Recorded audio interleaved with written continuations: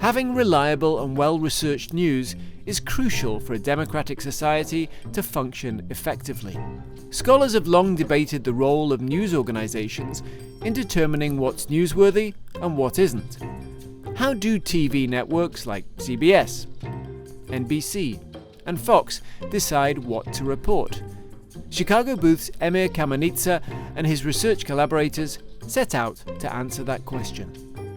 If you consider the nightly news, which is precisely the context that we're studying empirically in this paper, they have, the fixed amount of time that they're going to dedicate to telling you what happened in the world, and going to have to make decisions about whether some particular thing, like the stock market is up 1.2%, whether that is newsworthy enough to talk about relative to the opportunity cost of talking about other things that happened in the world.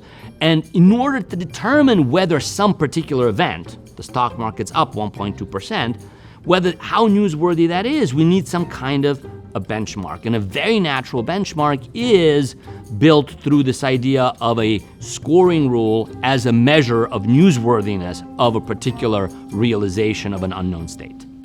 The researchers develop a scoring rule to test how newsworthy a specific event would be, based on how much the development differs from what was previously expected. The surprise factor. In this project, we try to do first sort of systematic analysis of certain types of data on what gets covered by the news, and complement that with a sort of a theoretical analysis of what might we expect, what sort of patterns in coverage should we see under sort of off-the-shelf, benevolent, non-manipulative model of news coverage. Researchers explored how the news media cover various topics, examining supposed biases in reporting. Two notable biases are the negativity bias, when negative news is more frequently reported than positive news, and the fatigue bias, which occurs when audiences lose interest in a topic, leading to decreased coverage. But what's going to look a lot like fatigue bias is something just stops being newsworthy, something that initially was surprising and worth knowing because it was unexpected, eventually becomes relatively common, and even if it's sad and even if it's very, costly to a lot of people, it just becomes less newsworthy because it is something that we might have expected happen even if we didn't sort of tune into the news.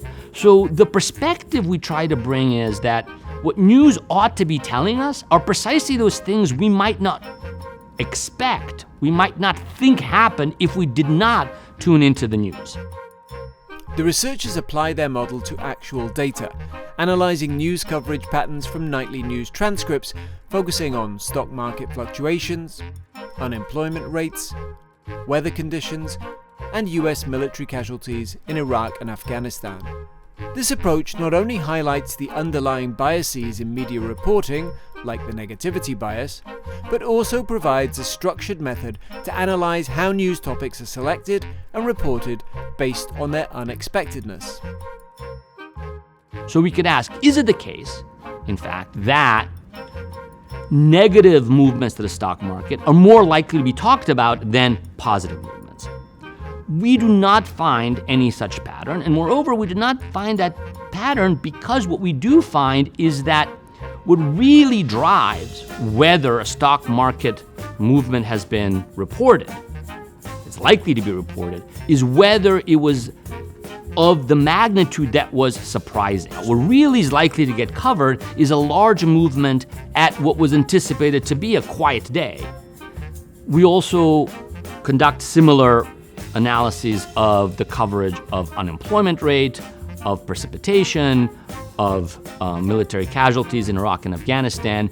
And in all of these domains, we find that the model of the reporting decision based on this view that we want to report whatever is newsworthy actually performs extremely well. The researchers then explored the role of the surprise factor in news coverage.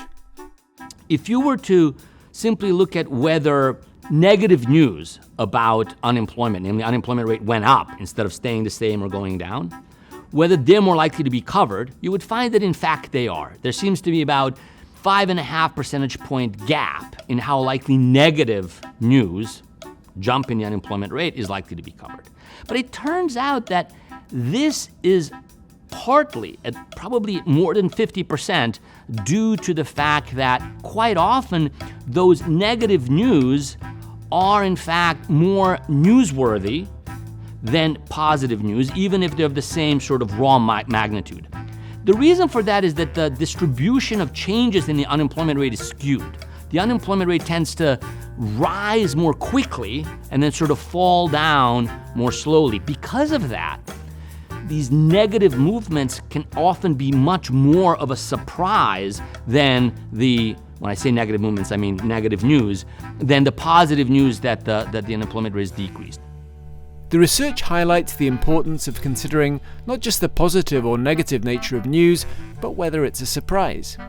This approach provides a clearer perspective on potential biases in news coverage, but can it reveal when news agencies are themselves politically biased? The goal here is not to prove that there is no bias in media coverage.